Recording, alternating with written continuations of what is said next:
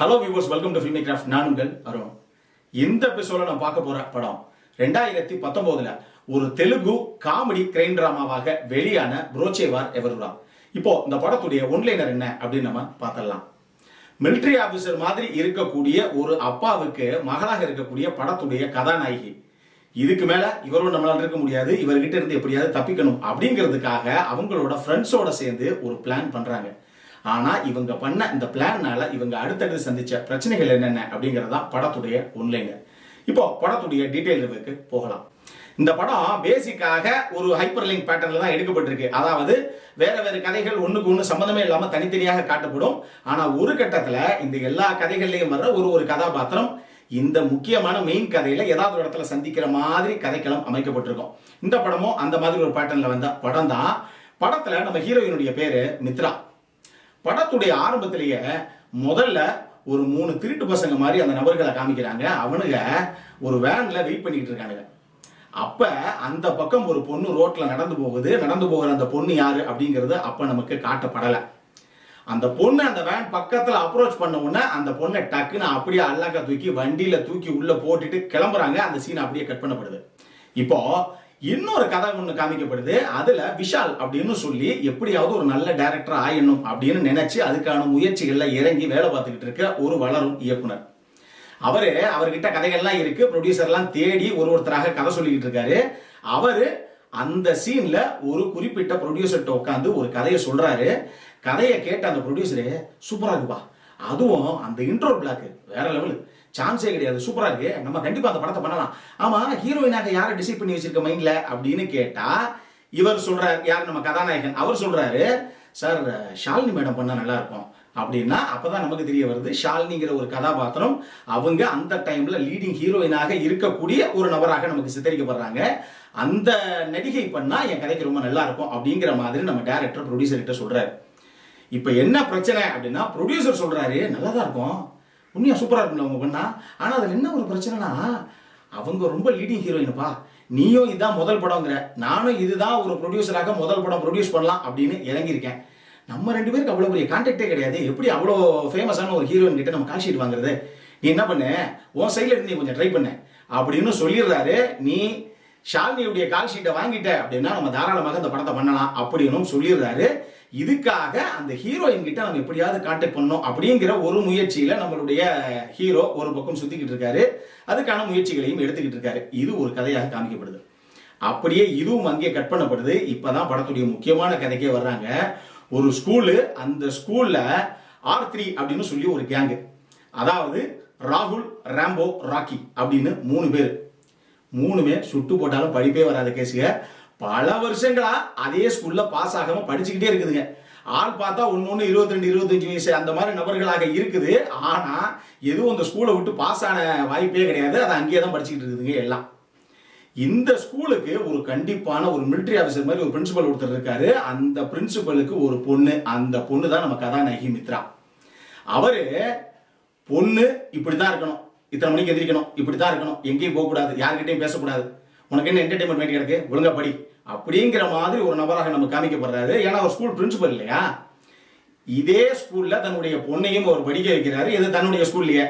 அங்க இந்த R3 gang எந்த கிளாஸ்ல படிக்குதோ அதே கிளாஸ்ல தான் அந்த மித்ரா பொண்ணு படிக்கிறான். யாருகிட்டையும் பேசாம ரொம்ப ரிசர்வ்டா எப்பயுமே சோகமாக இருக்கிற அவ இதை இவங்க 3 பேரும் நோட் பண்ணிட்டே இருக்காங்க. ஒரு தருணத்துல அந்த பொண்ணு கிட்ட இவங்க பேச ஆரம்பிக்க கடைசியில் இவங்க 4 பேத்துக்கும் மத்தியில ஒரு அழகான நட்பும் வளருது.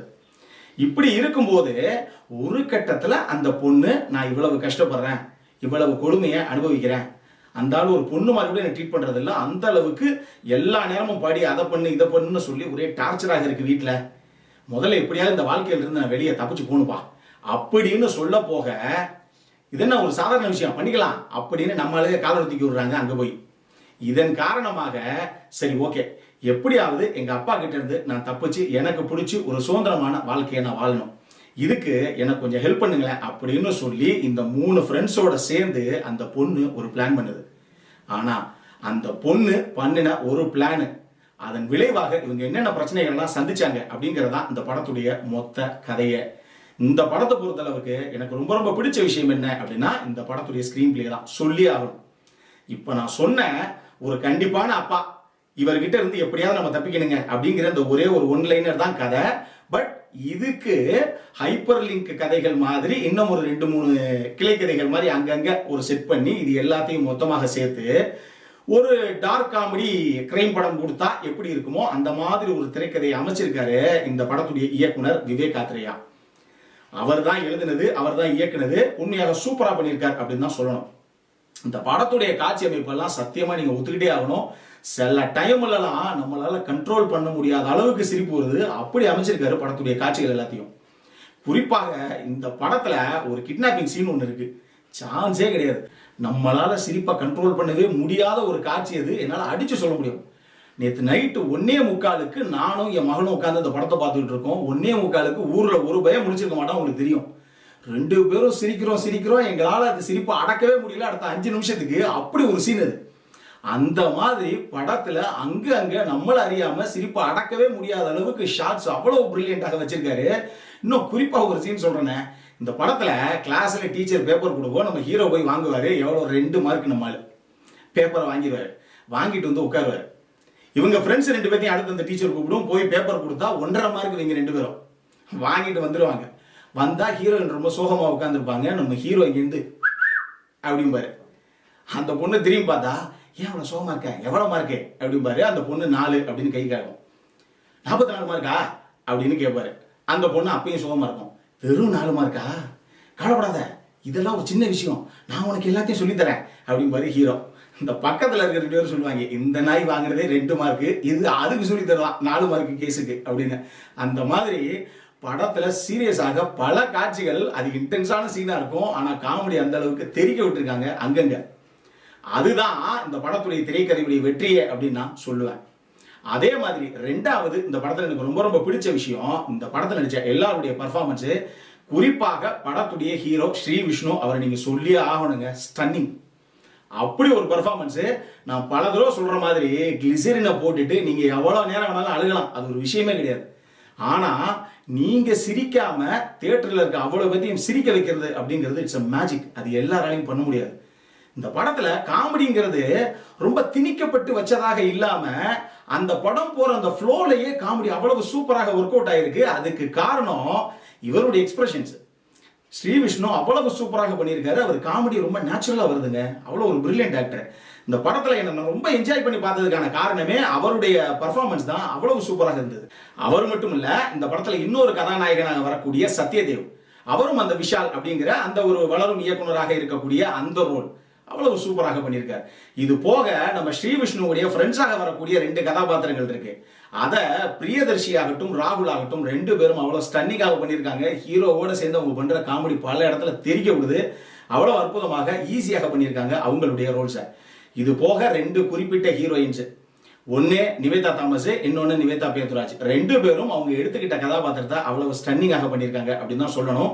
பர்ஃபார்மன்ஸை பொறுத்தளவுக்கு யாருக்கிட்டையுமே நீங்க குறை கண்டுபிடிக்க முடியாது. அவ்வளவு சூப்பராக எல்லாரும் பண்ணியிருக்காங்க. 3வது இந்த படத்துல எனக்கு ரொம்ப ரொம்ப பிடிச்ச விஷயம், இந்த படத்துடைய மியூசிக். விவேக் சாகர் தான் பண்ணியிருக்காரு. ஸ்டன்னிங்கான ஒரு மியூசிக். இந்த படத்துடைய ஓவரால் பேக்ரவுண்ட் ஸ்கோரிங் ஆகட்டும், படத்தில் இருக்க எல்லா பாட்டுகள் ஆகட்டும், எல்லாமே அற்புதமாக இருக்கு. இந்த படம் சில இடத்துல நான் சொல்ற மாதிரி டார்க் காமெடியாக போகுது, சில இடத்துல பரபரப்பாக ஏதோ போகுது அப்படிங்கிற அளவுக்கு கொஞ்சம் ஒரு எலிவேட் ஆகி போகுது. அது எல்லாத்துக்கும் இவருடைய மியூசிக் தான் மிகப்பெரிய சப்போர்ட் அப்படின்னு நீங்க சொல்லணும். இது போக இந்த படத்துடைய எடிட்டிங், அதையும் நீங்க சொல்லியே ஆகணும். ரவி தேஜா தான் எடிட்டர்.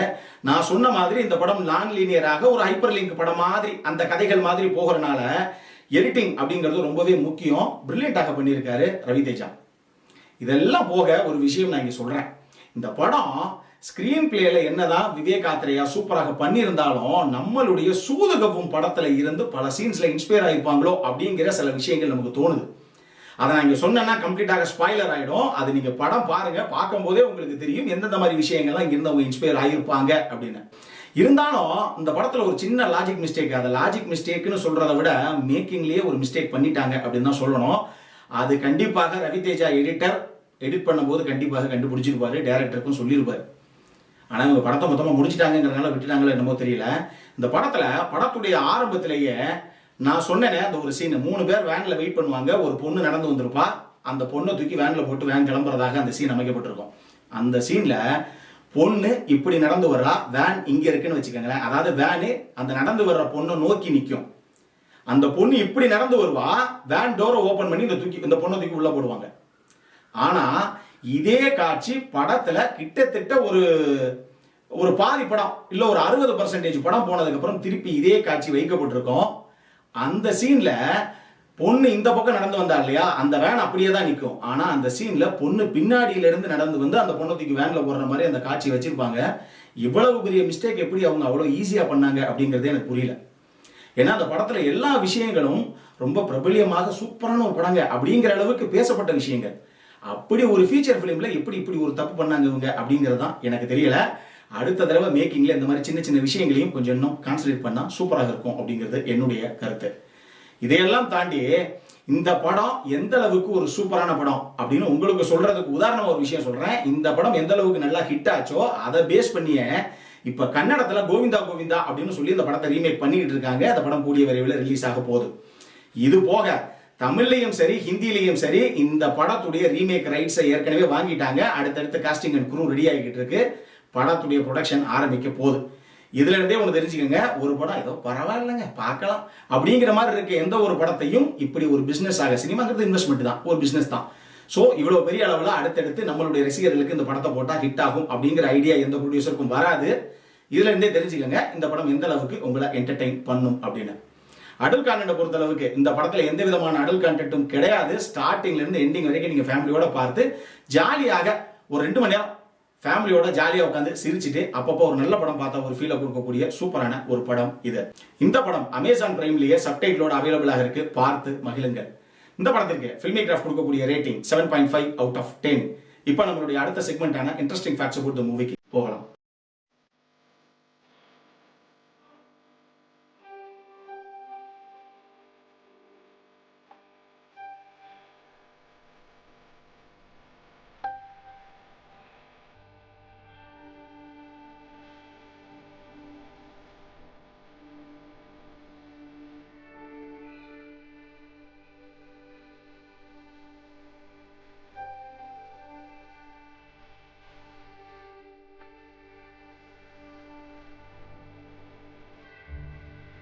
இந்த வீடியோ பிடிச்சிருந்ததுன்னா லைக் பண்ணுங்க, ரொம்ப பிடிச்சிருந்ததுன்னா உங்க ஃப்ரெண்ட்ஸ் எல்லாத்துக்கும் ஷேர் பண்ணுங்க.